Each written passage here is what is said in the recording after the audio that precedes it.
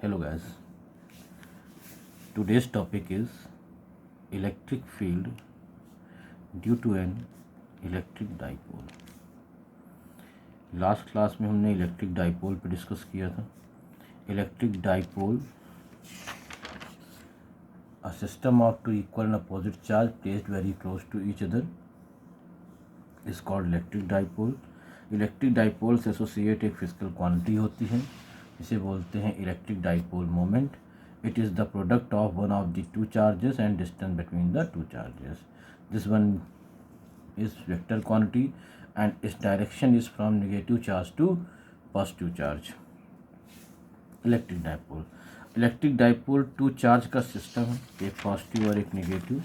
अब इस सिस्टम की वजह से हमें इलेक्ट्रिक फील्ड का कैलकुलेशन करना है.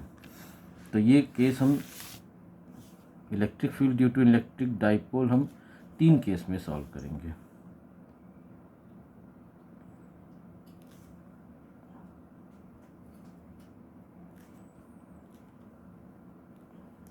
-q +q.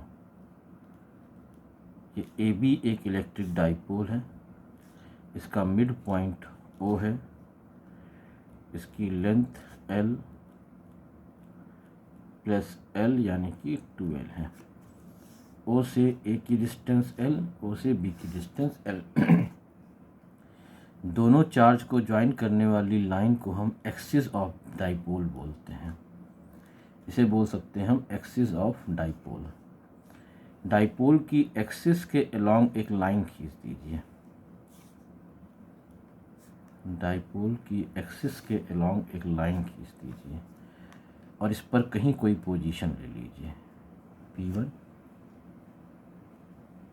P2.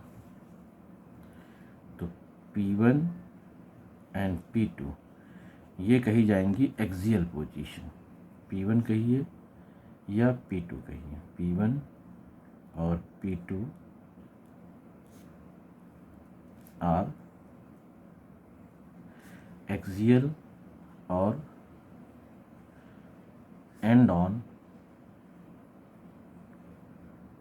Position.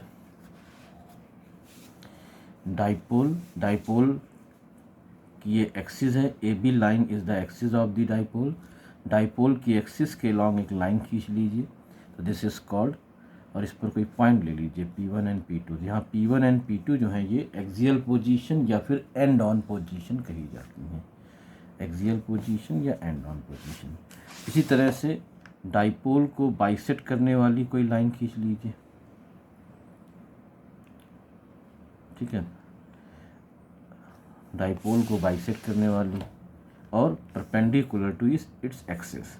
Dipole की एक्सिस के परपेंडिकुलर और इसको बाइसेक्ट करने वाली एक लाइन खींचते हैं, और इस लाइन पर अगर हम कोई पॉइंट ले लें, मान लीजिए Q1 and Q2, then Q1 यहाँ एंड लिख देते हैं. Q1 and Q2 are equatorial या फिर ब्रॉड ऑन भी बोलते हैं. Equatorial broad on positions. इसके सिवा अगर कहीं हम कोई पोजीशन ले लें, कहीं पर इस एक्सियल और बाई इक्वाटोरियल को छोड़कर हम कोई भी पोजीशन लेंगे तो उसे कहा जाएगा, मान लीजिए जैसे S1, S2, S3 या S4. तो S1, S2, S3 and S4 are called polar position. इन्हें पोलर पोजीशंस कहा जा सकता है, ठीक है. फिर सुन लीजिए. Axis of the dipole. Dipole की एक्सिस के लॉन्ग एक लाइन खींच दीजिए. इस पर कोई 2 पोजीशंस, कोई भी एक पोजीशन ले लीजिए, तो वो पोजीशन P1 या P2, कोई वो पोजीशन एक्सियल पोजीशन या इक्वाटोरियल पोजीशन कहलाती है. डाइपोल की एक्सिस के परपेंडिकुलर और इसको बाइसेक्ट करने वाली लाइन खींचिए. इस पर कोई पोजीशन ले लीजिए, जैसे Q1 एंड Q2, तो इसे कहा जाता है इक्वाटोरियल या ब्रॉड ऑन पोजीशन. एक्सिस और इक्वाटोरियल को छोड़कर बाकी जो भी पोजीशन होगी प्लेन ऑफ द डाइपोल में, उसे कहा जाएगा पोलर पोजीशन। इस पर हम आगे और डिस्कस करेंगे। तो यहाँ पर हम सबसे पहले इलेक्ट्रिक फील्ड कैलकुलेट करेंगे एक्सियल पोजीशन पर, फिर कैलकुलेट करेंगे इक्वाटोरियल पोजीशन पर, और फिर कैलकुलेट करेंगे हम ब्रॉडहॉर्न पोजीशन पर। सबसे पहला केस यहाँ सॉल्व करेंगे। केस पर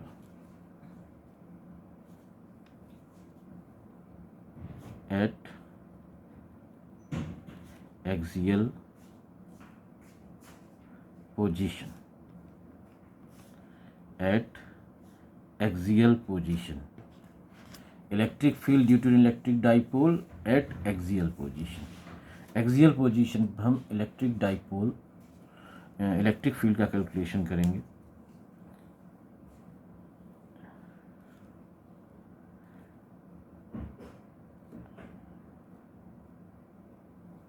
माइनस क्यू प्लस क्यू, ये ए और ये B, mid point O. A B electric dipole है made from equal and opposite charge minus Q and plus Q. Distance between the two charge is 2L।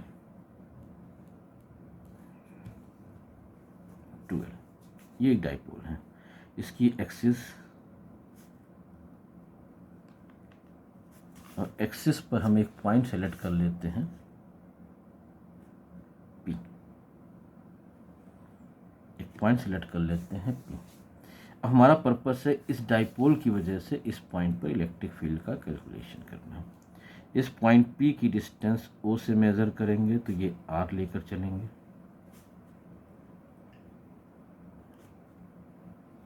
R, अब mid point O से distance R है तो plus Q charge से distance हो जाएगी R minus L, और minus Q charge से distance हो जाएगी पॉइंट P की R प्लस L। तो R minus L and R plus L। P point पर due to the electric dipole electric field का कैलकुलेशन करना है। डाइपोल टू चार्ज पार्टिकल का सिस्टम है और चार्ज पार्टिकल की इलेक्ट्रिक फील्ड के बारे में हम डिस्कस ऑलरेडी कर चुके हैं। तो हम क्या करेंगे, पहले P पॉइंट पर इंडिविजुअल चार्ज की वजह से इलेक्ट्रिक फील्ड कैलकुलेट करेंगे और उसका जो नेट होगा, जो रिजल्टेंट होगा, वही डाइपोल की वजह से इलेक्ट्रिक फील्ड होगा। फिर सुन लीजिए, हम क्या करेंगे, P पॉइंट पर पॉजिटिव और निगेटिव दोनों चार्ज की वजह से पहले इंडिविजुअली इलेक्ट्रिक फील्ड का कैलकुलेशन करेंगे, फिर दोनों का रिजल्टेंट, दोनों इलेक्ट्रिक फील्ड्स का रिजल्टेंट कैलकुलेट कर लेंगे तो हमको यहाँ पर नेट इलेक्ट्रिक फील्ड का कैलकुलेशन हो जाएगा। जैसे electric field at P due to plus Q, electric field at P due to charge plus Q या due to plus Q. Plus Q की वजह से यहाँ पर इलेक्ट्रिक फील्ड, तो प्लस क्यू एक पॉइंट चार्ज है, पॉइंट चार्ज की वजह से इलेक्ट्रिक फील्ड होती है 1/4 पाई एप्सिलॉन नॉट। मीडियम है तो K लगा दीजिए, K Q/R²। यहाँ पर जो R है वो R ना हो करके R माइनस L है। डिस्टेंस हम लेते हैं R माइनस L, तो ये E1 मान लेते हैं, 1/4 पाई एप्सिलॉन नॉट K मान लेते हैं पूरा सिस्टम। K डाइलेक्ट्रिक कांस्टेंट के मीडियम में रखा हुआ है, चार्ज Q है और डिस्टेंस है R माइनस L का स्क्वायर। ये electric field due to charge plus Q at point P। Electric field due to charge plus Q at point P। Electric field का मैग्नीट्यूड तो मिल गया। डायरेक्शन की बात करें तो हमने आपसे कहा था कि पॉजिटिव पॉइंट चार्ज की वजह से electric field away from the charge होती है, along the line joining point to charge, along the line joining point to charge, away from the charge। ये इलेक्ट्रिक फील्ड डायरेक्शन का बड़ा रोल है, इसलिए वेक्टर क्वांटिटी के साथ में डायरेक्शन की स्टडी अच्छे से की जाती है। E1, तो ये हमें डायरेक्शन मिल गई E1 की। डायरेक्शन यहाँ मेंशन कर दी, और जिस पॉइंट पर फील्ड चाहिए होती है, जिस पॉइंट पर हम फील्ड पता करते हैं, उसी पॉइंट पर हम वेक्टर को शो करते हैं। मतलब वेक्टर का इनिशियल पॉइंट उस पॉइंट पर आना चाहिए जहाँ पर इलेक्ट्रिक फील्ड का कैलकुलेशन करना है। इसी तरह से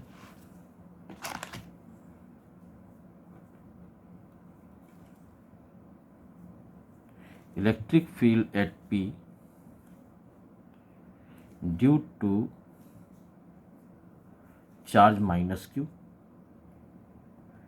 तो E2 हो जाएगा 1/4πε0 K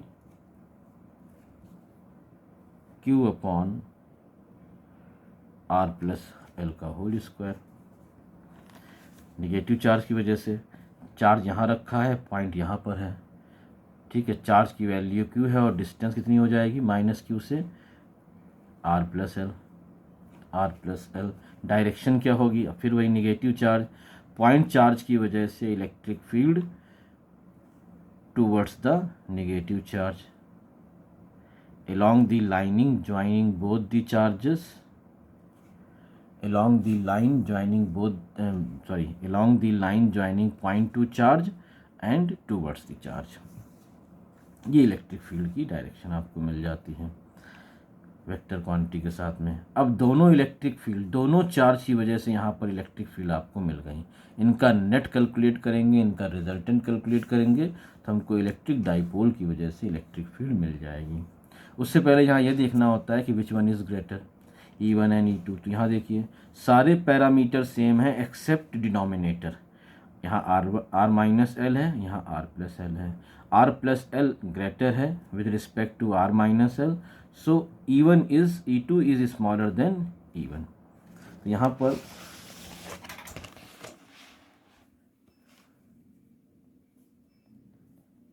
E1 is greater than E2, और इस बात को हमने वेक्टर की लेंथ से भी रिप्रेजेंट किया है। वेक्टर की लेंथ अगर ज़्यादा है इसका मतलब उसका मैग्नीट्यूड ज़्यादा है, वेक्टर की लेंथ कम है उसका मैग्नीट्यूड कम है।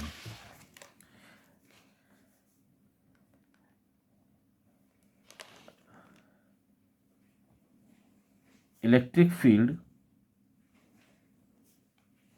Eight P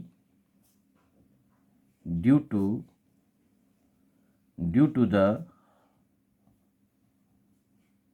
electric dipole. अब डाइपोल की वजह से इलेक्ट्रिक फील्ड कैलकुलेट करेंगे, तो electric field at P due to the electric dipole. Electric dipole 2 point charge का सिस्टम है, तो नेट इलेक्ट्रिक फील्ड जो दोनों चार्ज की फील्ड आई हैं उनका रिजल्टेंट। अब दो वेक्टर का रिजल्टेंट, तो यहाँ पर दोनों वेक्टर अपोजिट डायरेक्शन में हैं।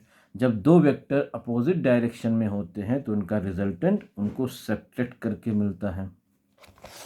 तो यहाँ पर इलेक्ट्रिक फील्ड हो जाएगी E and this one is E1 minus E2।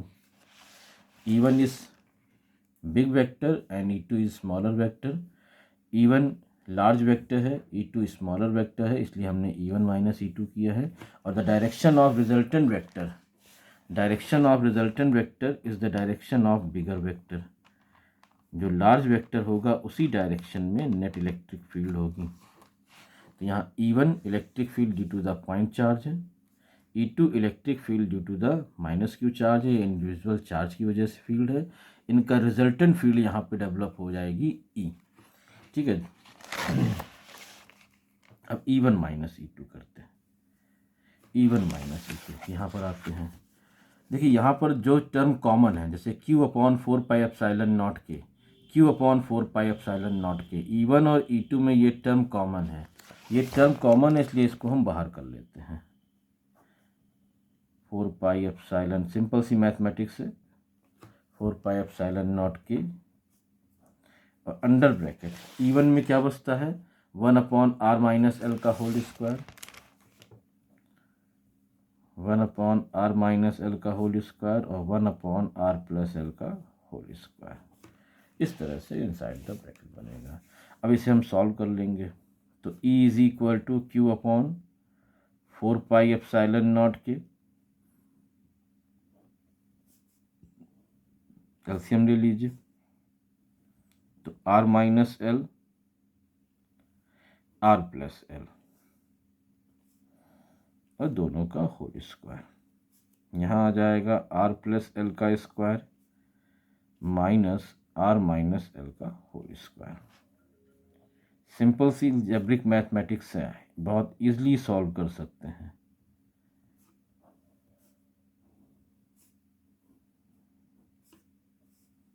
देखिए a minus B A plus B, A minus B A plus B का फॉर्मूला होता है A square minus B square, तो ये हो जाएगा आर स्क्वायर माइनस एल और होल स्क्वायर पूरे का एज इट इज़ बना रहेगा। इसको एक्सपेंड करेंगे ए प्लस बी के होल स्क्वायर से, तो R square plus L square plus 2rl minus R minus L के होल स्क्वायर को एक्सपेंड करेंगे तो A square plus B square minus 2ab, तो R square plus L square minus 2rl। अब बाहर माइनस लगा हुआ है, बाहर माइनस होता है तो अंदर वाले ब्रैकेट के अंदर वाले पॉजिटिव टर्म नेगेटिव और नेगेटिव वाले टर्म पॉजिटिव हो जाते हैं, तो ये हो जाएगा R square minus L square plus 2rl।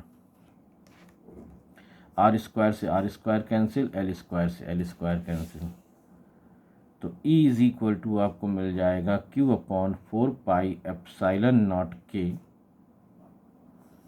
2rl plus 2rl 4rl upon R square minus L square का होल स्क्वायर। थोड़ा इसको रीअरेंज करेंगे तो 1 upon 4 pi epsilon not K arrange करके लिखना है, तो 4 को हम 2 इंटू 2QL इंटू R, इसको सॉल्व करेंगे तो फिर से आपको 4QRL मिल जाएगा और डिनोमिनेटर में R square minus L square का whole square as it is चलने दीजिए।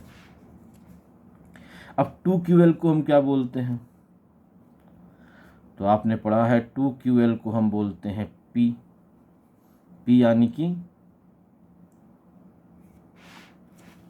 यानी कि इलेक्ट्रिक डाइपोल मोमेंट, यानी कि वो फिजिकल क्वांटिटी जो एक इलेक्ट्रिक डाइपोल से एसोसिएट होती है। तो यहाँ E की वैल्यू मिल जाएगी 1 upon 4 pi epsilon not K 2PR upon R square minus L square का होल स्क्वायर। ये हमारे पास electric field due to an electric dipole का फॉर्मूला आ जाएगा। लेकिन हमें स्टडी करनी होती है शॉर्ट डाइपोल के लिए। फॉर शॉर्ट डाइपोल क्या होता है, शॉर्ट डाइपोल मतलब डाइपोल की लेंथ इस आर के रिस्पेक्ट में निगलेक्ट हो। इतना छोटा डाइपोल है, इतना स्मॉलर डाइपोल है कि डाइपोल की जो लेंथ है वो डिस्टेंस आर के रिस्पेक्ट में नेग्लिजिबल है।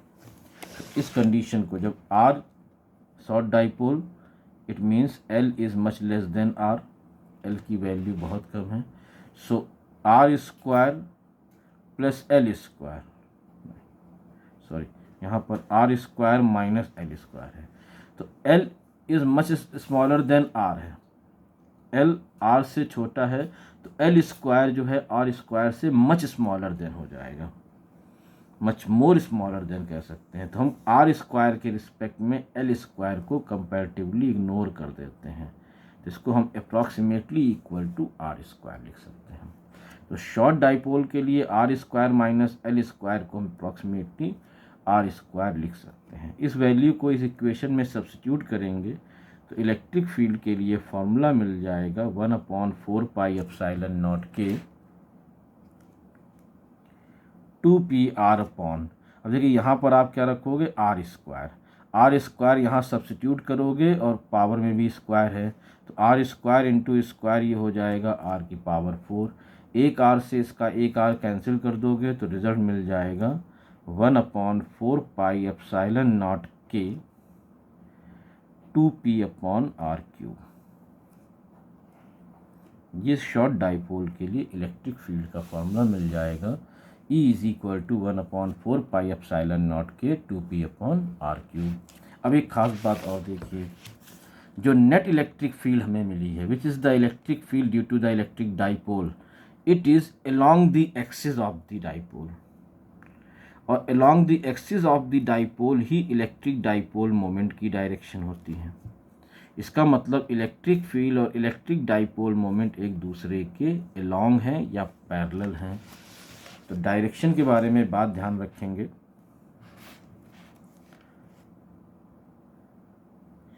E is parallel to P, electric field electric dipole moment के पैरेलल है। तो इस रिजल्ट को आप इस तरह भी लिख सकते हैं, 1/4 पाई एप्सिलॉन नॉट के 2p/r³। वेक्टर्स का इस्तेमाल करके भी आप इस फील्ड को लिख सकते हैं। ये कंप्लीट डिस्क्रिप्शन हो गया जाके इलेक्ट्रिक डाइपोल। फॉर्मूला यहाँ तक ध्यान रखना है, बट डायरेक्शन के साथ चीज़ ध्यान रखनी है। दो बातें हमेशा ध्यान रखनी होती हैं, एक magnitude as well as direction. तो electric dipole, short electric dipole की वजह से एंड ऑन पोजीशन पर या एक्सियल पोजीशन पर जो इलेक्ट्रिक फील्ड फॉर्म होती है उसका मैग्नीट्यूड होता है E is equal to 1/4 pi epsilon nought के 2p/r³, और इसकी डायरेक्शन होती है parallel to P। E is parallel to P, E is parallel to P। Electric field electric dipole moment के पैरेलल है। ये इसका केस 1 सॉल्व होता है। इसके केस 2 पर भी डिस्कस करते हैं।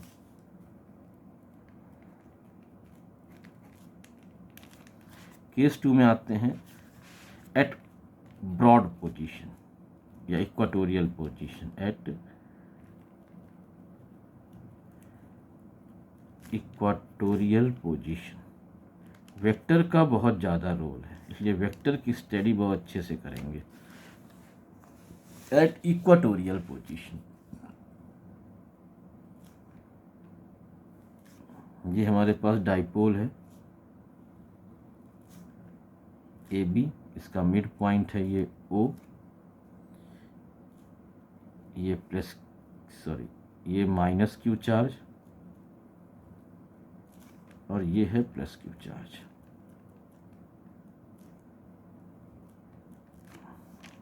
ग्रॉस हो गया है, फिर से डायग्राम बनाते हैं, इसका थोड़ा ऊपर कर लेते हैं।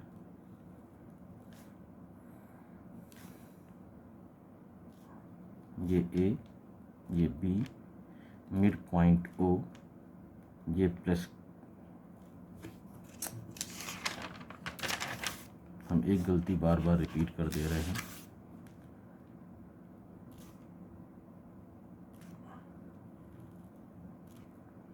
ये A B डाइपोल है, मिड पॉइंट O है, A पे रखा होता है माइनस Q चार्ज, B पे रखा होता है plus Q charge.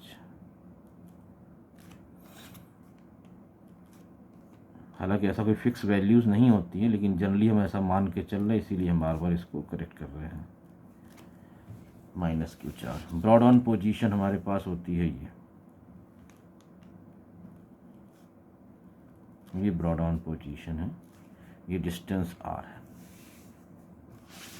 Plus Q charge की वजह से पॉइंट P पर इलेक्ट्रिक फील्ड, ये पोजीशन P मान लीजिए, प्लस Q चार्ज की वजह से इलेक्ट्रिक फील्ड।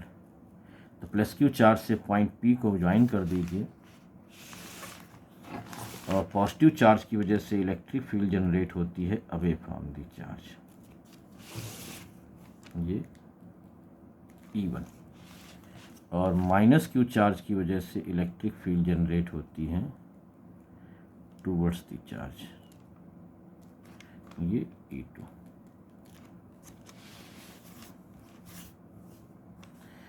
ये डिस्टेंस L है, ये डिस्टेंस R है, तो ये डिस्टेंस हो जाएगी from Pythagoras theorem R² plus L²। Similarly AP distance भी हो जाएगी √R² प्लस L²। तो AP और BP दोनों डिस्टेंसेस इक्वल होंगी √R² plus L²। Isosceles triangle दिख रहा है, तो इसे अगर थीटा मानेंगे तो ये भी आपको थीटा मिल जाएगा, थीटा मिल जाएगा। अब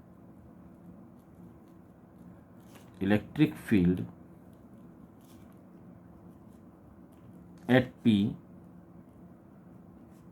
due to charge, due to plus Q charge की वजह से electric field E1 1/4 pi epsilon not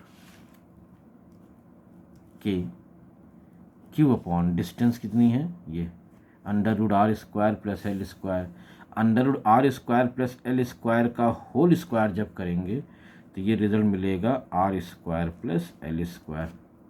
√r² plus L² को √r² प्लस L² को जब आप होल स्क्वायर करेंगे तो ये रिजल्ट आपको मिल जाएगा r² प्लस L²। डायरेक्शन आपको हमने डायग्राम में शो कर दी है, away from the charge. Positive point charge की वजह से इलेक्ट्रिक फील्ड की direction away from the charge. इसी तरह से electric field at P due to charge minus Q charge की वजह से इलेक्ट्रिक फील्ड हो जाएगी E2 = 1/4 पाई एप्सिलॉन नॉट के, Q upon r² plus L²। यहाँ पर भी डिस्टेंस √r² प्लस L² है, इसका स्क्वायर रूट करेंगे, इसका स्क्वायर करेंगे तो रूट हट जाएगा, r² प्लस L² बचेगा। E2 इसकी भी डायरेक्शन डायग्राम में मेंशन है। ये E1 एंड E2 ये न्यूमेरिकली यानी मैग्नीट्यूड इक्वल हैं इलेक्ट्रिक फील्ड के, बट डायरेक्शंस अलग अलग हैं। अब हमें इलेक्ट्रिक डाइपोल की वजह से इलेक्ट्रिक फील्ड चाहिए, तो यहाँ इसका मतलब हुआ हमें इन दोनों का नेट फील्ड कैलकुलेट करना है या रिजल्टेंट फील्ड कैलकुलेट करना है। रिजल्टेंट फील्ड कैलकुलेट करने के लिए हम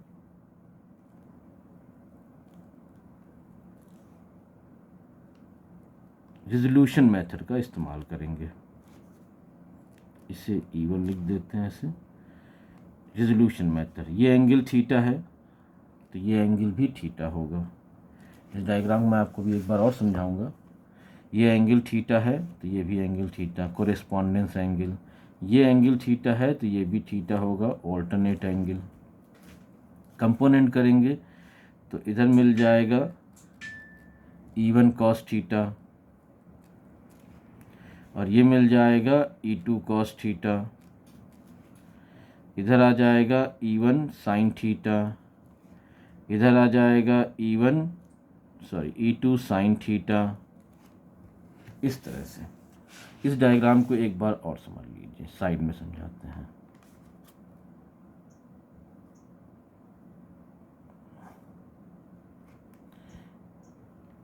ये E1 वेक्टर और ये E2 vector.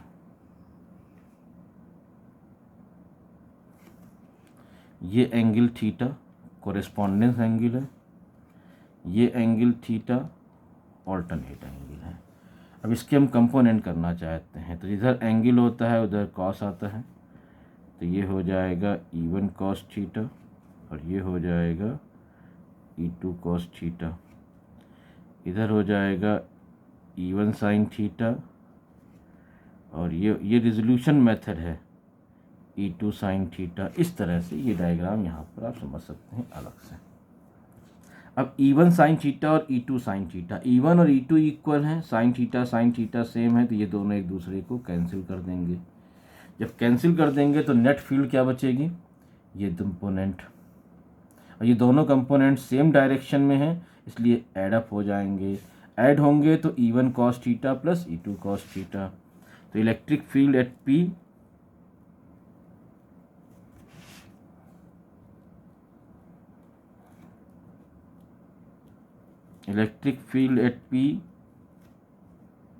Due to the electric dipole, electric dipole की वजह से इलेक्ट्रिक फील्ड एट P, तो हमें नेट फील्ड चाहिए, यानी कि नेट फील्ड हमें क्या मिल रहा है E1 cos theta plus E2 cos theta.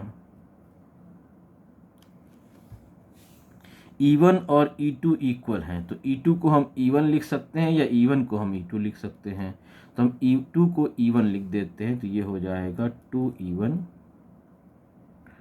cos theta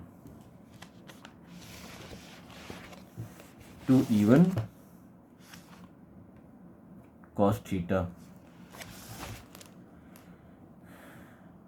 अब टू इवन की वैल्यू 1/4πε0 के Q upon R square plus L square. और cos थीटा की वैल्यू इस राइट एंगल ट्रायंगल से, इस राइट एंगल ट्रायंगल OBP या OAP से पता कर सकते हैं। तो cos थीटा की वैल्यू होती है बेस अपॉन हाइपोटेन्यूज, बेस है L, हाइपोटेन्यूज है under root R square plus L square. तो L upon R square plus L square under root, और अंडर रूट को हम पावर की फॉर्म में 1/2 लिख सकते हैं। तो E की वैल्यू आपको मिल जाएगी 1/4πε0 के 2QL upon R square plus L square. अब देखिए यहाँ पे बेस सेम है, बेस सेम है तो पावर्स ऐड हो जाती हैं। यहाँ पावर 1 है, यहाँ पावर 1/2 है, यहाँ पावर 1, यहाँ 1/2, ये हो जाएगा 3/2। तो E की वैल्यू मिल जाएगी 1/4πε0 के 2QL मतलब P, और ये R square plus L square की पावर 3/2। ये डाइपोल की वजह से इलेक्ट्रिक फील्ड P यहाँ पर होता है 2QL, जिसे कहा जाता है इलेक्ट्रिक डाइपोल मोमेंट, इसे इलेक्ट्रिक डाइपोल मोमेंट कहा जाता है। अब फिर से वही केस फॉर शॉर्ट डाइपोल।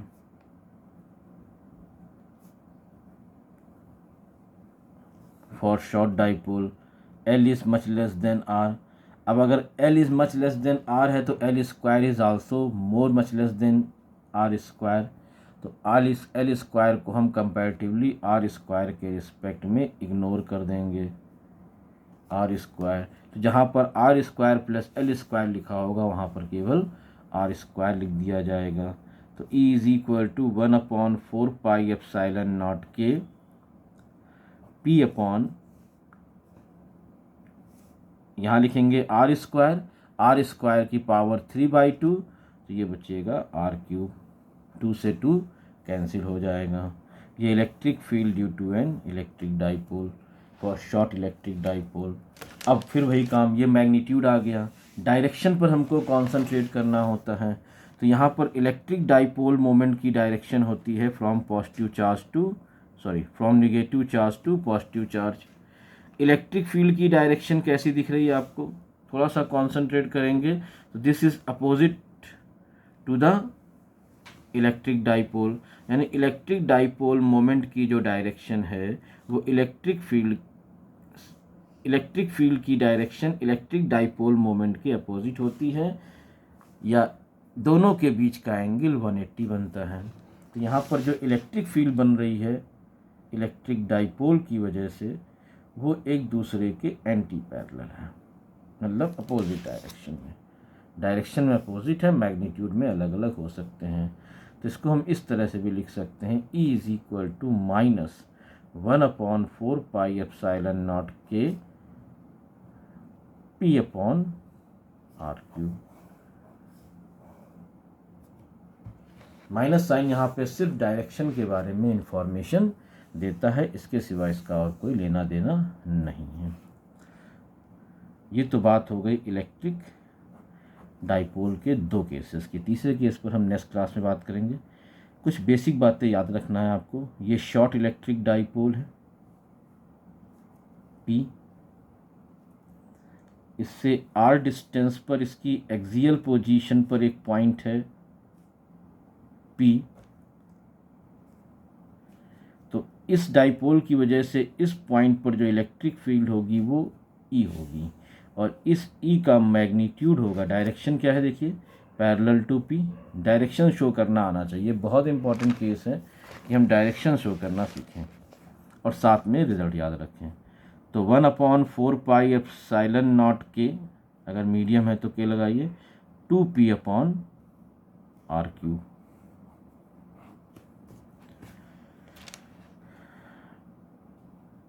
और इसी डाइपोल के केस में अगर ये डाइपोल है p, हम एक्सियल पोजीशन ले लेते हैं, सॉरी इक्वाटोरियल पोजीशन ले लेते हैं p, तो इक्वाटोरियल पोजीशन पर इलेक्ट्रिक फील्ड की डायरेक्शन E के जस्ट अपोजिट होती है। P और E एक दूसरे के अपोजिट रहते हैं, डिस्टेंस r है, तो यहाँ मैग्नीट्यूड हो जाएगा 1/4 पाई